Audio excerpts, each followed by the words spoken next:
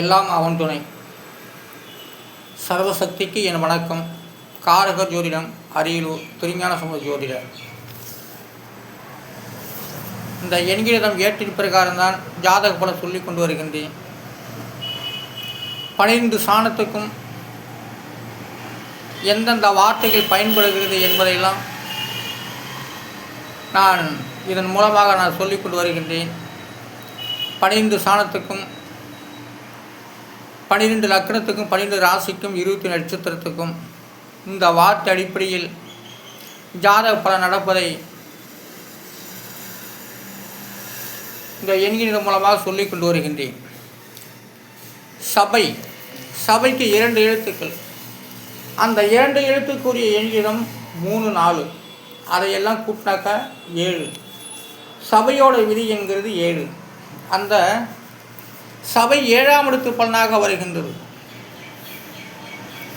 அந்த 7ஆம் இடம் சபை 7ஆம் இடம் வருவதால் தான் இன்றைக்கி இந்து சட்டமன்ற சபை, பாராளுமன்ற சபை, ஆன்மீக சபை, எண்ணற்ற சபைகளும் இயங்கி கொண்டு வருகிறது.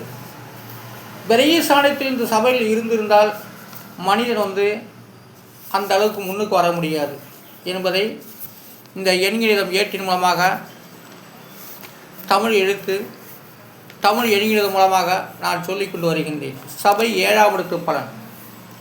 அதுவே திருமண சாணம். திருமணத்துக்கு 1000 பேர் கூடுவார்கள். அப்போது சபைக்கு 1000 பேர் தேவைப்படுகிறது என்ற அடிப்படையில் தான் இந்த சபை 7வது எண்களிடமாக வருகின்றது. அடுத்ததாக அவமதிப்புக்கு 6 எழுத்து. அந்த 6 எழுத்துக்கு உண்டான எண்ணிடம் 1, 5, 1, 8, 6, 2 இதெல்லாம் கூட்டாக 23. அதை நவக்கிரகத்தால் கழிச்சிட்டாக்க மீதி 5. அப்போ அவமதிப்போட விதியின் 5.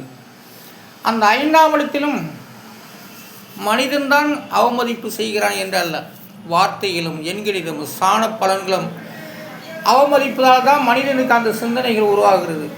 நம்ம அந்த திட்டத்தை அவமதிச்சிடுவோம் என்று மனிதனுடைய நாவிலே துடிக்கப்படுகிறது. அதனால் தான் மனிதன் சபைகளை அவமதிப்பு செய்கிறார்கள். மனிதன் எதுவுமே செய்யவில்லை. மனிதனை ஆட்டி வைத்து படைப்பது 12 சாணங்களும் 12 லக்கணம் 12 ராசிகளும் ஆட்டி வைத்து படைக்கின்றது. அப்போ சபையாக இருக்கக்கூடிய சபைக்கும் அவமதிப்பு ஏற்படுத்த வேண்டும் என்று தான் ஜாதக பலன் நடந்து கொண்டிருக்கிறது. யார் நல்லவங்க யார் கெட்டவங்க என்பதெல்லாம் அந்த 12 சாணமும் செயல்பட்டு வருகிறது. அதில் அவமதிப்பு 5ஆம் இடம். அவமதிப்போட எண்களில் 1, 5, 1, 8, 6, 2 இதையெல்லாம் கூட்டினாக்க 23. அதனுடைய விதி என்பது 5. அப்போ அவமதிப்புடைய விதியின் 5. 5ஆம் இடத்தில் பாவக்கிரகங்கள் இருந்தால் அவர்கள் சபையை அவமதிப்பு செய்வார்கள். அடுத்ததாக சபையோருக்கு 4 எழுத்து. அந்த 4 எழுத்துக்கு உண்டான எண்ணிடம் 3, 4, 7, 9 இதெல்லாம் கூட்டாக 23. அதோடைய விதி என்பது 5. அப்போ சபையோருடைய விதியின் 5. சபைக்கு உரியவர் முதல்வர்கள். சபையோர் மந்திரி, எம்எல்ஏக்கள், அந்த சபைக்கு உரியவர்கள், ஆன்மீக சபைக்கு உரியவர்கள், அந்த சபைக்கு உரியவர்கள் எல்லாமே 5ஆம் இடம். அப்போ சபையோர் 5ஆம் இடம், அவமதிப்பு 5ஆம் இடம். அப்போ சபையோருக்கு விதியின் 5. சபையோருக்கு 4 எழுத்து. அந்த 4 எழுத்துக்கு உண்டா எண்ணிடம் 3, 4, 7, 9 இதையெல்லாம் கூட்டாக 23. அது விதியின் 5. அடுத்ததாக ஞான சபை என்ற வார்த்தைக்கு 4 எழுத்து. அந்த 4 எழுத்துக்கு உண்டான எண்களிடம் 2, 9, 3, 4 இதையெல்லாம் கூட்டினாக்க 18. 9 வழிக்கு கிரகத்தால் கழிக்க முடியாது. அதனால் 9க்கு தான். ஞான சபையோடைய விதியின் 9 தான். அந்த ஞான சபை என்பது திரிகோண சாணத்தில் வருகின்றது, பிதாவினுடைய சாணத்தில்.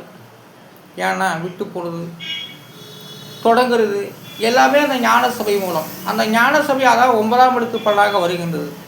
அழிச்சிட்டு மீண்டும் உருவாக்குறது மீண்டும் மீண்டும் மீண்டும் மீண்டும் செயல்படுத்தக்கூடியது. இது எல்லாம் ஞான சபை. ஞான சபையோட விதியின் 9. ஞான சபை பல விதத்தில் சில மதத்தின் அடிப்படையிலும் ஞான சபை இயங்குகிறது. சில மதத்தின் மூலமாக அது சபையாக வைத்துக்கொண்டு ஞான சபை இயங்கப்பட்டு வருகிறது. ஆன்மீக சபை என்பது வேறு, சட்ட சபை என்பது வேறு. ஆனால் ஞான சபை என்பது ஆன்மீகத்தில் வருகிறது. ஆனால் ஆன்மீகம் அடிப்படையில் ஞான சபையோட விதியின் 9. அடுத்ததாக நகலுக்கு 3 எழுத்து. அந்த 3 எழுத்துக்கு ஒரு எண்கிறது 811. இது எல்லாம் கூட்டாக்க 1, இதெல்லாம் கூட்டாக்க 10. அதோடைய விதி என்பது 1. அப்போ நகலோடைய விதி என்பது 1. நகலுக்கு விதியின் 1. அடுத்ததாக மரபுக்கு 3 எழுத்து. அந்த 3 எழுத்துக்கு ஒரு எண்கிடம் 1, 3, 2. இதெல்லாம் கூட்டாக்க 6. மரபு என்றால் பழங்கால பொருள், பழங்கால ஆலயங்கள், மரபு அடிப்படையில் மரபு அழியாதது. ஆனால் மரபோட விதியின் 6. அந்த மரபு 6ஆம் எழுத்து பலனாக வருகின்றது. அடுத்ததாக குதிரைக்கு 3 எழுத்து. அந்த 3 எழுத்துக்கு உரிய எண்ணிடம் 3, 8, 7. இது எல்லாம் கூட்டாக்க 18. அதோடைய விதி என்பது 9. அப்போது குதிரையோட விதியின் 9. 9ஆம் இடம். குதிரைக்கு கடிவாளம் போட்டால் தான் கட்டுப்படும், இல்லைன்னா கட்டுப்படாது. அதனால் குதிரை 9ஆம் இடத்து பலன். குதிரைக்கு கொம்புகள் கிடையாது, குதிரைக்கு வாலு தான் நீளம். குதிரைக்கு கழுத்தில் முடி இருக்கும், அதெல்லாம் பார்க்குறதுக்கு அது ஓடினாக்கா ரொம்ப அற்புதமாக அழகாக இருக்கும். குதிரையுடைய நடை சும்மா டங்கு நடக்கும். அதெல்லாம் சினிமா படத்தின் மூலமாக பார்க்கணும், ரொம்ப நல்லா ஓடுறதெல்லாம்.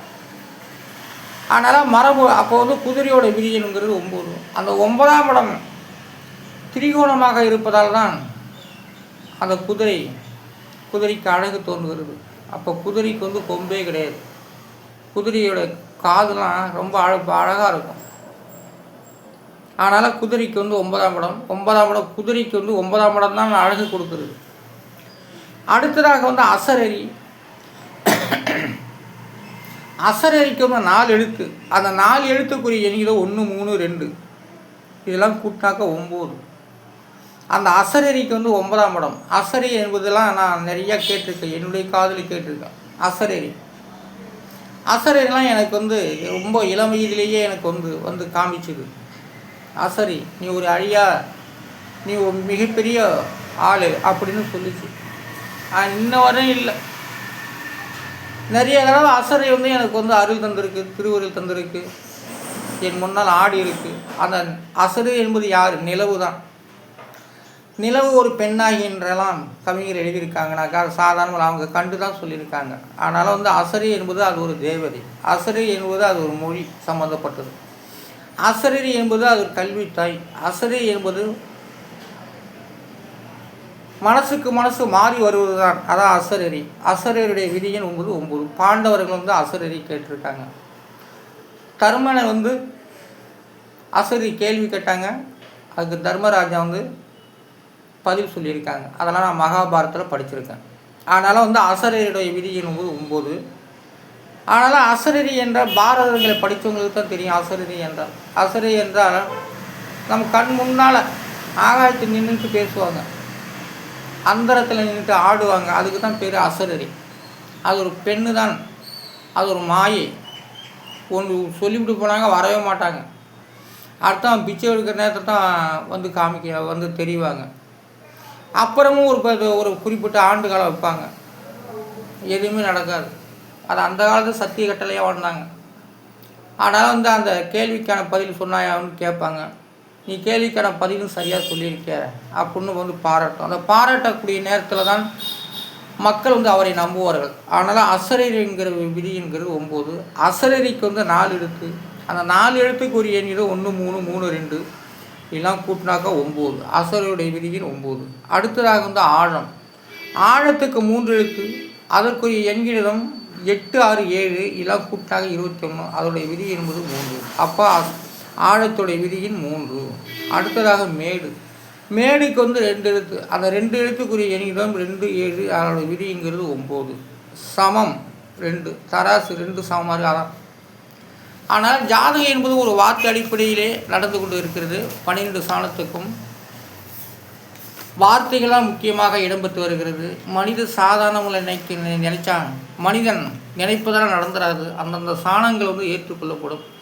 அவருடைய அங்கத்தை வந்து ஆராயும். அவருடைய செயல்முறையில் ஆராய்ந்து தான் தெய்வமாக இருந்தாலும் சரி யார்தான் அந்த தெய்வத்துக்கு மொழிகள் ஏற்றுக்கொண்டு வார்த்தைகள் ஏற்றுக்கொண்ட பிறகு தான் தெய்வங்கள் தோன்றும் நம்ம முன்னே.